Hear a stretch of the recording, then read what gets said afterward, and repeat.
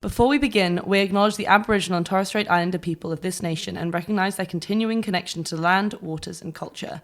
We acknowledge that we meet, write and broadcast on the traditional country of the Gadigal people of the Eora Nation. We would like to pay our respects to elders past, present and emerging and extend that respect to other Indigenous people who are listening. Sovereignty was never ceded, always was, always will be Aboriginal land.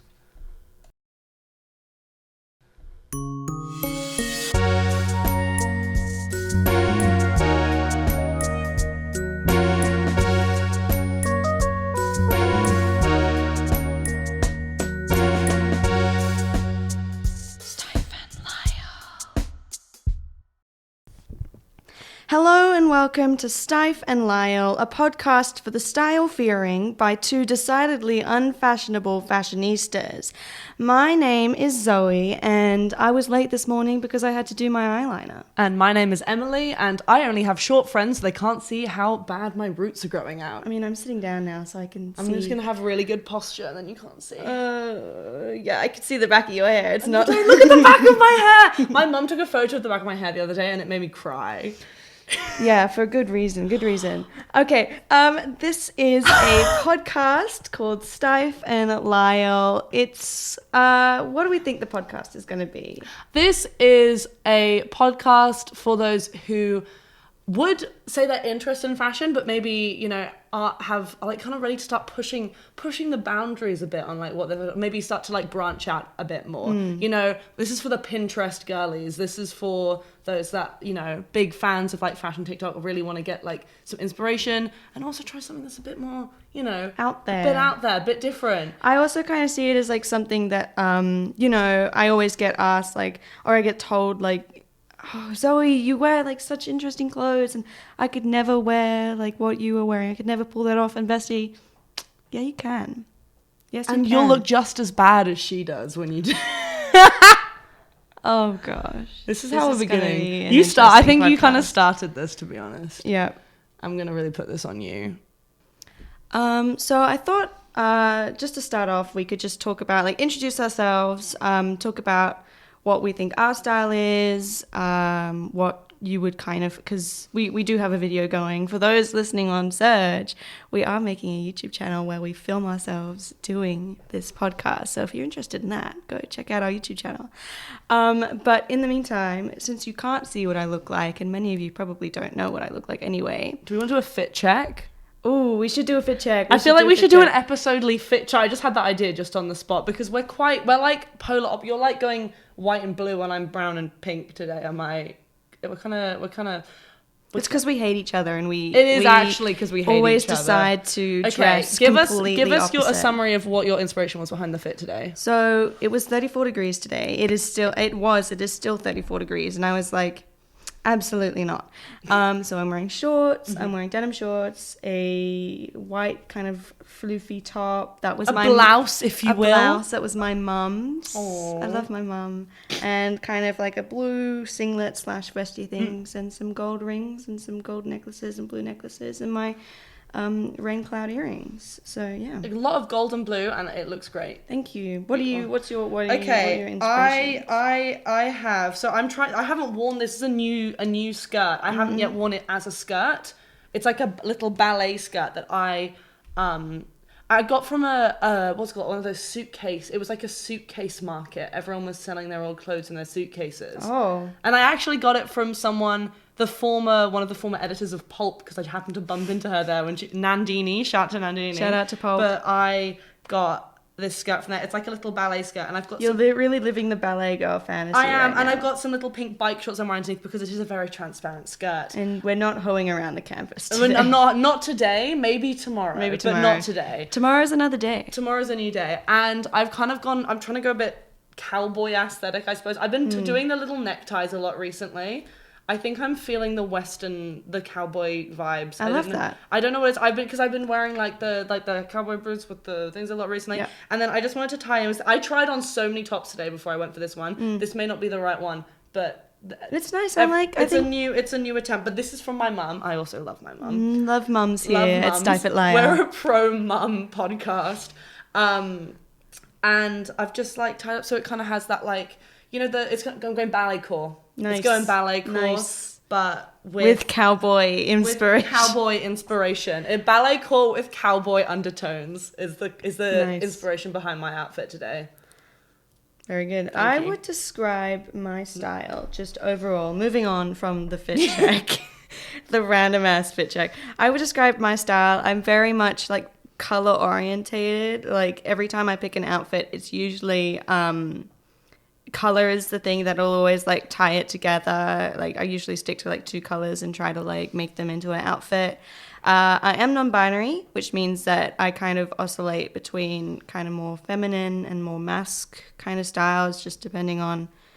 I'm gender fluid, so it just depends on what the vibe is in the day. The daily vibe. The Gender vibes. The daily gender vibes. Picking an outfit, it's more like pick a gender. Yeah, and I'm a big makeup girly. I mean, probably not in the traditional makeup girly sense, but I love. You're definitely not a no makeup girly. Yeah, I'm not. You can You're a tell when maximalist queen. You can tell when I'm wearing makeup, but I love colorful eyeshadow. I've got 29 different colors of colored eyeliner. Do you actually? Yeah, I've got a lot. I didn't know that. Which is why I say colors so much of my outfit, because every time I put an outfit together, I'm like, oh, which eyeliner out of my 29 different colors am I going to match with this outfit? Yeah, so that's my style. Emily, what's your style? Would you say? I used to be like more. I generally would say my style is quite feminine. Like I'm a big skirt girly, especially recently. But I do love the jorts. Oh God, the Zoe jorts. Guys, we hates my need to jorts. talk about Emily's jorts. Next episode with the fit check, I will be in jort mode. Unless it's cold, then I won't. But they're kind of, I don't know, there's something about the jort. I feel like I oscillate quite a lot between what the aesthetic is, but there's generally, like, with the fit, a very specific vibe. So for example, do you remember, was it Alessia who described my outfit one week as Victorian orphan-themed stripper? Yeah, I think that's really a vibe. There's always a very specific vibe, is what I would specify. It'll be, like, rich Italian grandma, Victorian orphan-themed stripper. Yeah. What's one I got? Once someone told me I looked like my friend Jamie once described an outfit I was wearing as a unicorn's vomit. Love it. So that's the dream. It really varies quite a lot. But with every fit, there's a very specific vibe. But what that vibe will be... I would describe your aesthetic lovingly as eclectic. Okay. And let's leave it at that. You see, okay, the thing is, I get mocked a lot for my outfits. No, but that's because that's out of love. Yeah, I would say, sometimes I say, it's like, I know I've slayed with an outfit if my parents laugh at me as I'm leaving the house. That's the dream. It is the dream. So perhaps a little silly is sometimes the way I dress. Silly, but slaying. It's unique. I would say no one. I don't know anyone who dresses as like uniquely as you do. Aww. Yeah. Thank you. And isn't that the goal? Isn't that the dream? Mm-hmm. It's certainly my dream. Yeah. And I've accomplished it. So what more can I ask? So, Stife and Lyle, what are you guys in for? What are you beautiful listeners? What are you going to listen to on this podcast? First of all, it's going to be a lot of us not talking about what we were going to be talking about. I mean... a lot of me gaining the mic, as it looks like. I'm going to sit back. Maybe you need to turn down my gain. I think there's going to be a lot of that going on. There will be a lot of actual productive fashion conversations, though, intermixed with the... God, I hope so. ...unintelligible side rambles. But essentially, back on track. We're hoping for this podcast to kind of encourage and inspire all you beautiful people out there to start experimenting with your wardrobe, trying to see your clothes in a different light, and kind of embrace the idea of maybe dressing a little differently and getting out of your comfort zone and exploring this beautiful world of fashion. Because I think something that we can both agree on that fashion has definitely helped us do is just like kind of open ourselves up and become like way more confident and kind of put ourselves out in the world more. And we're really hoping that a lot of you guys can get into that too and explore that kind of realm of possibility. And yeah, I don't think this is a podcast that's going to be telling you like what to wear. There's definitely, I think the first thing we've got to get off the bat is that there are no strict rules. No, because like if there were, we would be dressed terribly. Yeah. We are absolutely not wanting to tell you what you can wear. I mean, you can wear whatever you want. Like, we do not care what you wear. Zoe But does, okay, but the thing is, at the end of the day, you're the only one who should really be caring about what you wear. Because fuck what the world thinks. It's your body, it's your clothes. So wear what you think makes you happy. And that's the goal, is to help people wear things that make them happy, like we do. That's so beautifully said. Thank you. Like, it's just off the old noggin. Off the cuff, that one. Yeah. That's a free bit of motivation this morning, everyone. In saying that though, since we are doing a podcast that's kind of called a fashion advice podcast, our advice is kind of centered around how to do that, and how for people who maybe don't have much experience experimenting with their style, like how to get started, with clothes, with makeup, with hair, with buying clothes, with styling clothes that you already have. We might even do a little bit of fashion analysis in there sometimes, depending on what the vibe is. So get excited. It's going to be a fun time. The Venice Film Festival, because there was some fits to dissect in that one. But there'll be a new one. There's always a new celebrity. There's always a new celebrity new fashion event that we can comment on.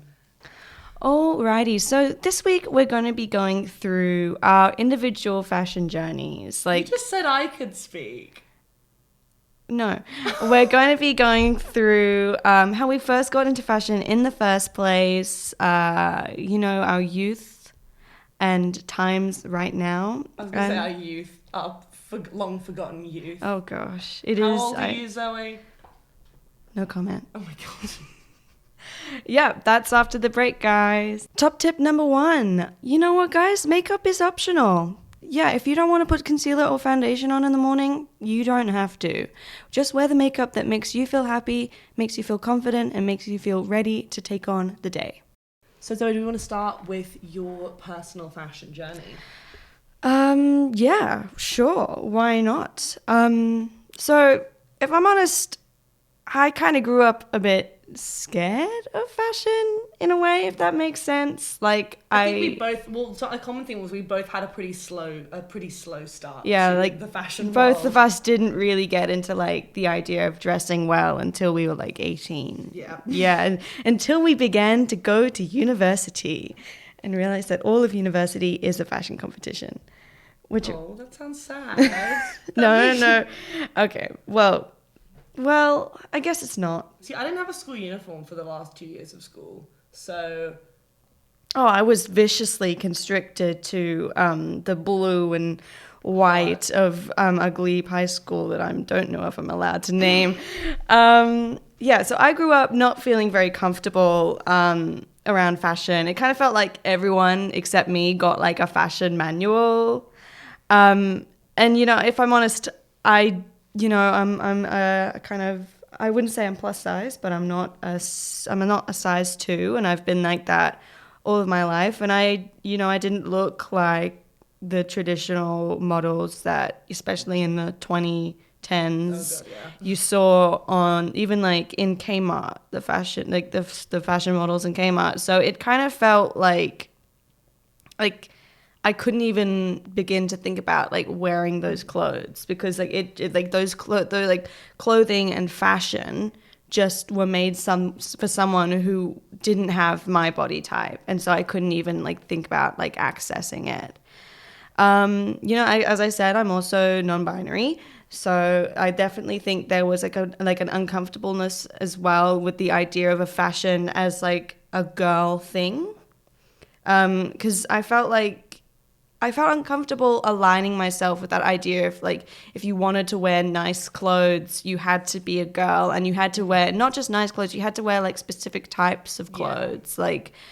And I didn't feel comfortable with wearing those specific types of clothes. I consider myself a quite modest dresser. I didn't buy my first bikini until I was 18. Yeah. Oh my god, slay. Insecurity. We Yeah. both went the swimming costume hardcore insecurity things. Yeah. Love that for us. Modest dresser. Yeah, modest dresser. Go ahead. So you said that you were a big jorts girly. Was and am. Yeah, was am. You rock those. More am. I mean, I'm gonna be. I do love the jorts. The jorts are a slay. But you were a jort. You are a jorts girly. Mm-hmm. I was a jorts girly, but they were not the same types of jorts. I don't know if I like your use of the past tense here, Zoe. I had these kind of tight mid-length cut off at the knee denim pants that I had the same one. I wore every single day, and I look back at them now, and I'm like, oh, they were insecure. This is turning into a really sad episode, It's okay. It's allowed to be a little sad. It's allowed to be a little bit sad, but okay. So sad and cringe is the theme of the first episode. I love it. Sad and cringe. That's going to be the episode title. That is actually a great episode title. So what was kind of the thing that like made you like kicked you into gear, kind of made you start wanting to, or like first thing that kind of gave you inspiration to like think more about like what you were wearing? Well, I would say even although like I wasn't like comfortable wearing kind of like or like kind of being fashion conscious and like putting fashion conscious clothes on my body, I had a huge love for Barbies, Monster High, those dress up internet games where you would dress up like I loved those games. I'd play them all the time. And I think honestly looking back, that's probably where I got a lot of my like consciousness for like how clothes like fit together. Because you started off, those games kind of started off with like made sets, but as they get more complicated, you just get like streams of clothes that you have to like put onto the dolls on the games, and they're not as matching, so you have to kind of figure out how clothes match together on their own, and a lot of that is color based things. So I think I definitely that's how I kind of got my sensibility for what fashion could do. Thank you, off-brand Elsa and Anna dress-up games. Thank you, dolldivine.com. Girls Code Games.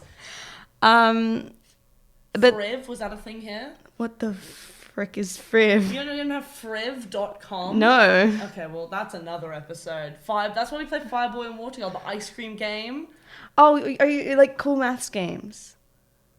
Sure. Australians know, the cool kids know what games, cool maths but then games. they started blocking cool maths games, so everyone went into friv.com. Horrendous. On the computer labs. Horrendous. Okay, so what was next then? I started getting more environmentally conscious, so I started thrifting more, and when you start thrifting, you immediately get more fashionable because saving the planet is sexy as fuck. I'm actually not sure how much I'm allowed to swear on this, we're allowed to swear a bit. Okay. And I started thrifting, started getting kind of thinking about more like what was my style like. I started like every birthday I'd ask my mum to take me to Maya and we'd pick out a couple clothes. I love my mum. We love you, mums. We love you, mums. And the dad's episode just to make up for the mum love that we're giving out in this episode. Sorry, I'm interrupting you. Emily's gonna be interrupting me a lot. Well, you can interrupt me. It's fine. Oh my god, quit still. Your glare doesn't transfer into audio format. You need to... I'm glaring at Emily. Every time I go silent, I'm just glaring at Emily. It's called physical comedy. I'm doing a lot of office stares into the camera already. This is another shout out to go check out our YouTube channel. On the Spotify, when we get the video paired together, we'll be able to put the video on the Spotify. Like Curtis Connor does in Very Really Good. Ooh. Sorry, I'm just citing another podcast that I like. Technological. I know. If I can work out how to do that, then I will do that. Awesome. Let's get back on track with you, Zoe. Awesome. So I guess really the turning point was like, as I said, as I got older, turned 18, the pandemic happened, which is a bummer, but also gave me a lot of time in my room to mess around with outfits and just dress up and see what looked good. You know what? This is not technically a top tip, as in become a pandemic adult. That's a no, top tip. Top tip. O2 Become part of a global pandemic. Yeah. Be an O2 baby and turn 18 in 2020. That's our top tip. But actual top tip, if you want to be more confident, bleach your hair. True. Like for both of us, like I know I don't have bleached hair at the moment, but I had bleached hair for about 3 years. Emily's still rocking the look. And I think that was... Were you 18 when you first bleached Yep. hair? Same. It was 3 days after my birthday. That's so cute. I know. I didn't actually go like blonde the first time. I dyed my hair grey. Oh yeah. Yeah. So I was always I was definitely more of a color girly, which actually forced me to become more color conscious because I was like, purple hair does not go with this bright yellow sweatshirt. So we gotta fix that. Because you had, so when we first met, you were in your blue hair era, the first blue hair era. Because you went blue, and then you went out to blonde, and then you went blue again, and then you went blonde and pink, and now brown. This is me just detailing your hair eras of our friendship so far. You can really tell what year it is in photos by what color my hair is. What? Because it's different colors every single month. No, I don't have that kind of money. But and so I dyed my hair, and that made me think more about what I was wearing and how my clothes kind of matched with my hair, and that naturally went on to what color makeup do I wear to match with my hair and stuff like that. I remember the first colored eyeliner that I ever had put on me was done by my friend Justina. Shout out Justina. It was the night I met my boyfriend Umair, which is very lovely. And I had purple hair at the time, and she did purple eyeliner, and it was fantastic. We had a great night. A very good night. Yeah. You got a boyfriend out of it. I know, right? Not that night, but... I also think that I was, we're all on the internet during pandemic and stuff like that. I was better.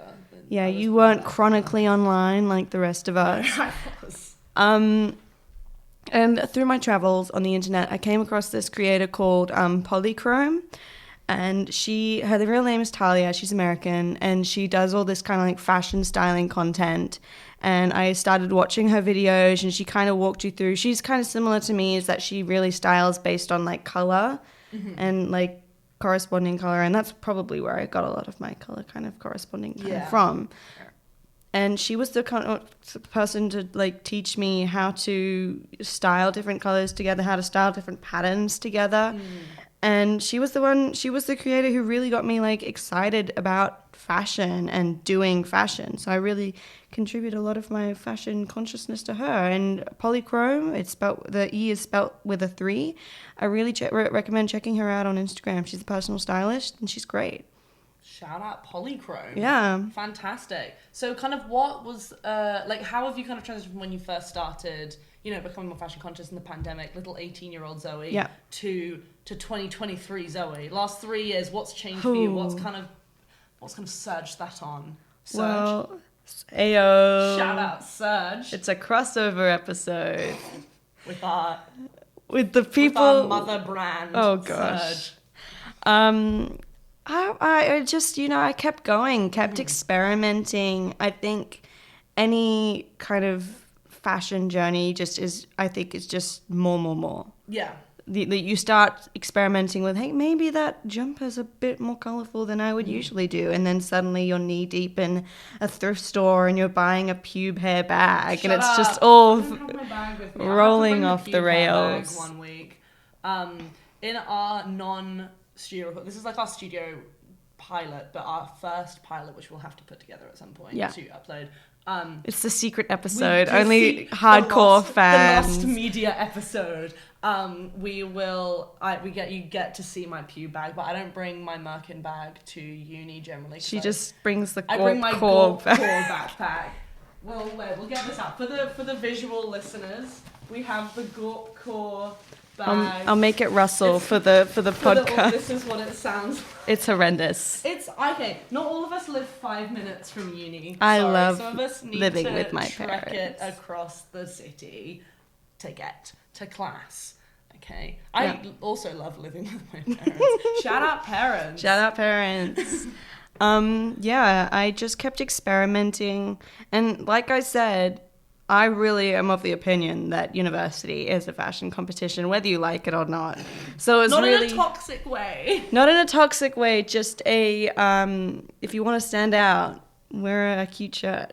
True. And I think it's fun to go to uni in something like that looks nice. It makes you feel confident. And going into university and not knowing anyone, wearing like interesting clothes, and I also collect earrings. I don't know if I said that. Wearing interesting earrings and having colored hair was, I gotta say, an excellent way to like stand out and get people like talking to me and making friends. If only little baby Zoe had known she just needed to dye her hair To make friends. You had friends before you dyed your hair. Didn't you lose Yeah. friends after you dyed? Sorry. We don't need to be talking about this. This is not the trauma episode. That's for a new one. No, thank you. That'll be next week. No, thank you, Doris. Yeah, I think, it's just been basically more, buying more, being more experimental in what I buy and thinking about a little bit. I think I've definitely gone a little bit less kind of eclectic and more kind of trying to be... I guess I've been thinking about trying to invest in not just thrifting pieces, but more expensive kind of designer pieces. Oh, really? Yeah, I've been thinking about that more, I think, especially because we're starting to go into the workplace soon. Don't say that. Oh my god. I think it's an important thing to think about, and Yeah. I think there are some really beautiful pieces out there that, and especially by like small creators, Indigenous creators, Australian creators, just more generally, that I'd really like to start exploring in more detail. Zoe and I have a little game sometimes when we go into the city where we go into the expensive fashion shops and we Yep. play like higher or lower with what's Guessing the price of the designer One of these days, shops. we're gonna go in. You're gonna get surprised and be like, "Oh, I'm gonna get that," and it'll be like $500 for it. Look, this is more of like a theory thing than an in-practice Ethically thing. made, hopefully $500 because that's what it took to like produce their clothing. Yeah. And it's first hand and da-da-da-da. Yes. Not to what's it? I don't want to be like, when you hand make clothes, you can't charge definitely charge high prices. Know your worth. If you've made it ethically. That's sometimes how much it costs to produce clothing. But at It's the same sometimes time, outside of our financial bubbles. Yeah. Maybe not for long. Not for long. Gonna graduate after next year. Oh, Gonna get gosh. top dollar, Oh, as Lord. they say. Yeah, that's me, I think. All right, we ready to go back into a little break, and then we will be Well, do back. you? Not many people are doing you at the moment. Excuse me? What was that? We're going to a break, guys. What did that mean? Top tip number 2. This one is for all my poor vision girls, gays, and theys. The povies. The povies. The blind queens and kings and other royalty. Theys. The they royalty.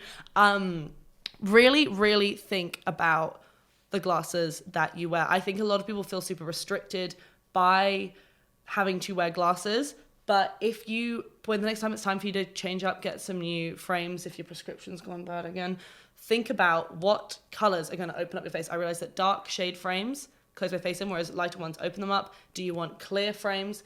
Do you want thinner ones? What is going to make you feel the most confident? It's worth being blind for an extra 2 weeks to find the pair that's going to make you feel really confident.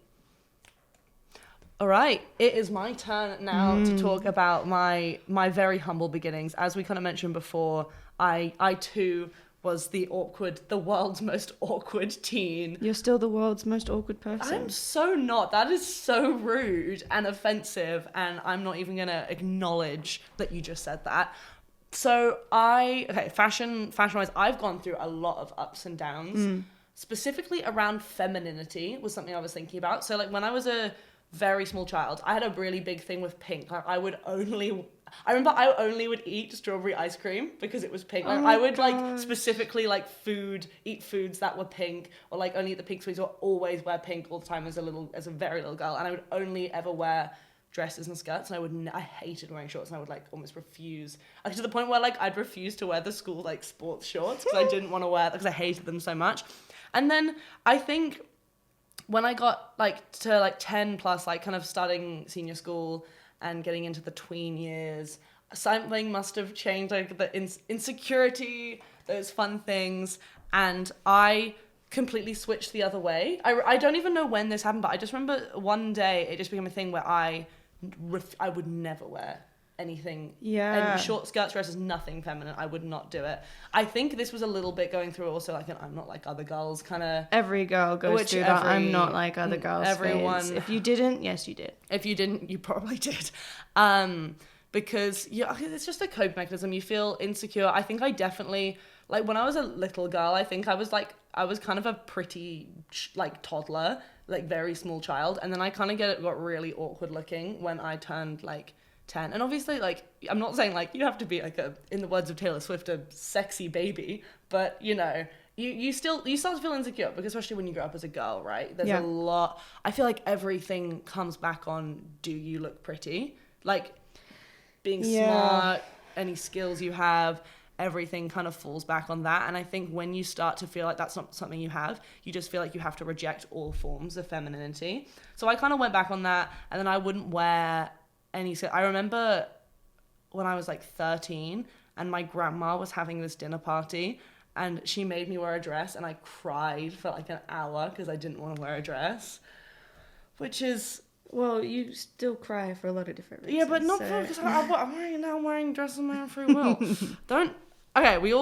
This is a sad emotional tale, and you're making a mockery of my childhood. It's my job to keep the podcast keep it light and breezy. Keep it light and breezy. Anyway, on a more light breezy note, I owned most of my clothes for most of my childhood were hand-me-downs. This wasn't because Aren't you an oldest child? Yeah.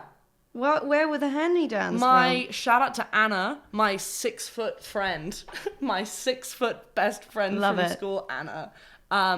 She was one of my closest friends at school, and she, was always really tall, and then she'd grow out of her stuff, and the stuff that wasn't completely worn through, she'd give to me. I also had older cousins who I'd get clothes from. Right. But my sister got new clothes, but I think I was just determined to say I didn't care, so I never wanted to go clothes shopping. I found it boring when I was little. Yeah. So clothes shopping is the terror of... Yeah, my sister loved it. So she had all this new stuff, and I would only ever have like the grossest hand-me-downs as well, because kids wear through stuff. If they like them, they wear through it. So the stuff that people weren't wearing through was ugly as fuck.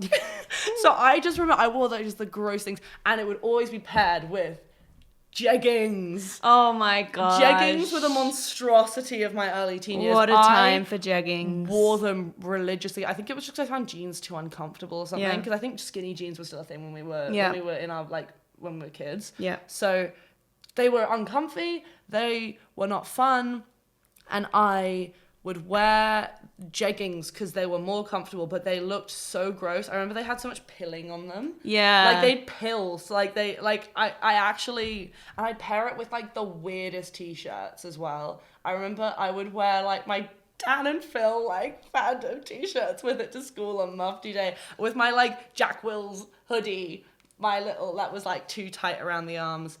And then I had... The shoes I used to wear were horrendous. So I'm now just having all this flashbacks. The shoes, it's horror hated flashbacks. buying clothes so much. I had these school shoes, and I procrastinated buying new school shoes. And I only owned school shoes and sports shoes. That was it. And I ran through my school shoes to the point that the sole was not, there was no sole anymore of the shoe. And I put cardboard at the bottom to fill in the hole at the bottom of the shoe, but the hole was taking up like half of the sole at that point. And I wore, for like a week, I was walking around and I had to get a new piece of cardboard every day because it was England. It was soggy as hell on the ground. This sounds like your English child. I sound like an impoverished Victorian orphan, but I was actually not at all in the slightest. I was just stupid. I was just stupid. Lord. And I remember all my shoes had like these like the holes, like the toe holes at the top in the trainers. It was just horrendous. But then better days were on the horizon. Honestly, if I think about what got me to start, it was probably bullying from my little sister. Oh Lord. Bullying and inspiration. I will shout out to... So yeah, I feel like in some ways I'm very much an older sibling, but when it came to like fashion stuff, I was not very older sibling. Yeah, same for me. Because Sophie, my little sister, shout out Sophie, was always very fashionable when she was younger. She stopped being really... She never had an awkward teen phase, I think, as well, which definitely helped. And so she like wore all these like really cool clothes. I remember when I was 10 and I was forced to go shopping with them, she would have been like 8 at the time, and I remember she bought like these ripped like mum jeans and like a little crop top from Topshop. Hello. And she was so cool, and I was like, Mum, you can't let her wear that. She's like 8 years old, she can't wear a crop top. And I remember, which is so stupid in hindsight, but I was 10, so I was a bit dumb. But she was really the person that kind of inspired me, because I remember the thing that got me to change was every half term, like the day before half term break, my school would have a mufti day where we would wear our own clothes. And one day I kind of noticed no one dresses stupid anymore. Because when you're a kid, everyone just, and I was like, one day I was like, you know, people kind of dress good now, and I don't feel good walking around looking like a dummy. This isn't making me feel confident anymore. And this was probably year 9, I think. I remember after I finished my summer exams in year 9, as like a reward, my mum and my sister took me out to the Westfield in London. There's 2 in London. I love it. And there's like a big one, the West, and I was taken to go shopping, and I went to American Eagle. Look, I didn't have any taste still. It's okay. But I was thinking, and I bought so many of these. Okay, this is horrendous. Okay, but I was a baby. This was like the first thing in years I'd bought for myself that I picked out myself, and it were these tank tops. Loose fitting tank tops. absolutely They not. all like open at the back, and they had these ridiculous slogans on them. One was said like "going, going, gone." It was like a sunset. I was 14. Remember, 14. Have some empathy for little Emily. I don't have any empathy. This was the first thing I'd ever picked out, and I was so proud. And I would wear them with my little denim blue shorts in the summer. And do you know what? Sorry, I've just remembered a thing that was a big catalyst in feeling awkward. Was like puberty. Shocker, but like growing boobs. And don't say that What never happened. boobs? Yeah, thank you. There we go. I know it didn't really. You gave it to me. I understand that this would have affected basically everyone, probably more than me, because I barely changed. But to me it was I was stressed out for like, when I started realizing it was going to happen, I remember being so stressed out. Every day I'd like do like body checks for like my boobs to see if they'd grown. Like I'd pull this shirt, and I remember being like, I see a bit of a lump, I'm gonna get, because and then they just didn't come, which was actually great, to be honest. But no, not for you, Queen. Absolutely not. Not horrendous time for me. Yeah, sorry. I remember when my dad was like, time to get a bra, you need to start wearing a training bra, and then they never grew anymore. He was like, my mom was like, no, it's fine, she doesn't need it yet, like it's not necessary. And he's like, yeah, but it's gonna pick up soon, they're gonna come soon, and then what are we gonna do? And they never changed, so thanks, Dad. I remember just one day like watching a video of myself and just being like, oh, I need to start wearing a bra. Oh, really? Yeah. No one told me. I was just like, oh. I had to be told. How old were you when? I think I was like 14. 14? Maybe a bit. No, maybe. 14's quite old for a big boob queen. No. Like, let's like 12 or 11. 12 or 11? Yeah. Okay, that sounds more right. 14 is wrong. 14 is crazy. 14 is incorrect. I would say 14 would be crazy, because like at 14, most of the growing's like. Let's move on. No more boobs. Okay. So that was when you were like. That was the first kind of thing I picked out for myself, and then from there, I've got to say again, thank you, my little sister Sophie. She was the one that like taught me about how like pairing things worked. So she'd go, okay, so the basics. My sister is a bit of a dictator when it comes to things like clothes and cooking. Yeah. Cooking isn't relevant to say, but I'm just saying she's very fair. So she had some like hard and fast rules, which I don't stick to now. And as we'll say here, we don't subscribe to like hard and fast rules. But when you're first getting started, at that time, it was helpful. So she was like, if you've got a baggy shirt, maybe pair it with like tighter, so like big top, little little bottoms. Pants, big pant, little top. Like, or like if you've got a really colourful pattern thing, go for like something more plain for the bottom. You have like one statement piece and then pair it with something more plain. These are very basic rules. Work fine. From where I was, I needed the basics, okay? Yeah. And that was kind of where I worked with her. I used to, like, steal a lot of her clothes, because she had clothes. And that was kind of where it went from there. I got Pinterest, was a great starting point for me. If I look at my, like, old pins from when I was, like, in year 9 or year 10, they weren't even in good taste, to be honest. But that's okay. You know what was actually such a big developer? Yeah. This was an era more than a developer, but Supernatural. I dressed like a character on Supernatural for a good year and a bit. I just Thoughts on that? I had a vision and I went for it. Plaid Emily was certainly. Oh my gosh, we all had a plaid flaze. Plaid flaze. Plaid flaze. And like you said, I think there were a lot of real tone points at the beginning, but then it just kind of developed from. Yeah, you just get more and more confident, and you just get more and more interested in making yourself kind of a little bit more elevated. And you start going to thrift stores. Yeah, so I started thrifting like during the pandemic because I think that was when like. I mean, I was kind of an early on comment at TikTok, not gonna fight. But like when it had just transitioned from Musical.ly to TikTok, me and my other friend, shout out Alice, we made like these jokes because the content on there was so stupid at the beginning. Yeah. Before it picked up, but I was using it a lot like during the pandemic, like literally everyone else. Yeah. And I saw people talking about like being more fashion conscious and like that was kind of when I first heard about the stuff with like fast fashion and things. And I saw more inspiration for how to style thrifted clothes, and that was kind of like when I was staying for part of the pandemic. I was staying in Amsterdam with my mum for a bit, and that was a great thrifting scene. Yeah, I moved countries a lot during the pandemic, which is not good, but it was only when it was allowed. Unfortunately, for context as well, just before, like the month before the pandemic happened, my entire family left me in England on my own, and expecting me to come over and finish school and then come over a couple months. Which, because of the pandemic, didn't actually end up happening. So I ended up, I was homeless for it. It wasn't homeless, but like I didn't have anywhere to go for a bit.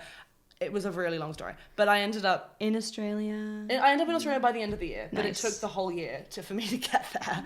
But I was, mood lighting. Should we just keep it like this? Is kind of sexy. Oh, that was kind of scary. To bring it to where we are today, with makeup, I was also a late comer to makeup. We're just going to ignore this lighting. I don't know what's happening. I wore mascara for the first time when I was 18 after school had ended. And then I wore eyeliner. I think I was 20 when I wore eyeliner for the first time. I didn't really start wearing makeup like a lot until last year, I think. Eyeliner is scary. Eyeliner is scary. I had to do it for a play I was in that ended up getting cancelled because of COVID anyway. Yeah. But I had to do a winged eyeliner, and I have pictures of the first time I tried, and it was so bad. It's horrendous. But like, it looked like a cube on my face. It was so monstrous. It was absolutely atrocious. But I think also another turning point was last year when I got my ears pierced. I remember that. Because and then that was around the time when I started I got like my hair cut short. Yeah. I feel like it's on a constant development. Like, I think even about fashion, last year. Like, yeah, you can never say that you're like, complete. For like, I wouldn't say that even like I'm doing a podcast about fashion. I wouldn't say my fashion journey has developed all to where it could be. But it is a really, like, I think like we would have both considered each other and ourselves pretty fashionable people when we first became friends in first year. Yeah. And we have come so far since then. Yeah, I know, right? We have come so far since then. Far. I look at some of the pictures in our shoot in first year, I'm like, what were we doing? What were we doing? Interesting choices there. But we're just babies. We're just little babies. Little babies. We're just teenage girls in our 20s, just trying to get through life. Teenage girls. Have you not heard that? No. Have you not heard people say? No. It's like the thing that people say. Oh. Well. I think you need to get more online, Queen. Maybe. Sorry. And I just want to say another shout out, another inspiration would be Best Dressed. Classic. R.I.P. Do you not know? No. You don't know Best Dressed? No. Ashley? Yep. Yeah? I don't know what You don't know her? No. She's like the OG fashion YouTuber. I don't watch a lot of YouTube, man. You gotta get on it. YouTube's great. This is like me explaining the queef jerky lore to you last week. That was funny. Let's wrap up. Let's wrap up. To today, we've come a long way. It's just really been a constant progression. And now I feel like in many ways I've surpassed the knowledge of my sister. Well, I'm not going to say I'm better than her. We're very different, and I feel like it's at the point where she can tell me I think this and this and that, and I'll go, no. I think I know better this time. Fair enough. I wouldn't say we're just different. Okay, Yeah. I'd say she has a more conventional style. Okay.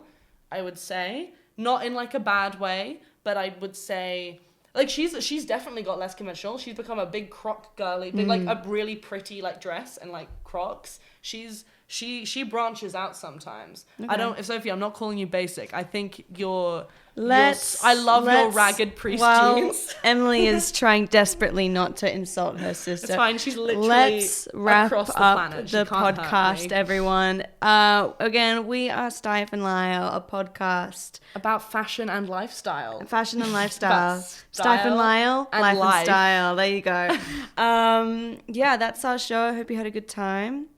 We're going to be here every single week, hopefully. Yeah, hopefully trying to get into some regular episodes, get some episodes up on Spotify, Week 8 up on of uni. YouTube. Week 8 of uni. Week 8 of uni, we start doing our regular shows. But we really hope you had a lovely time listening. Yeah. Thank you for listening to the studio debut of Stife and Lyle. At the same time. Yeah. We'll be back next week. We'll be back next week? Yeah, probably. We'll be back next week, sure.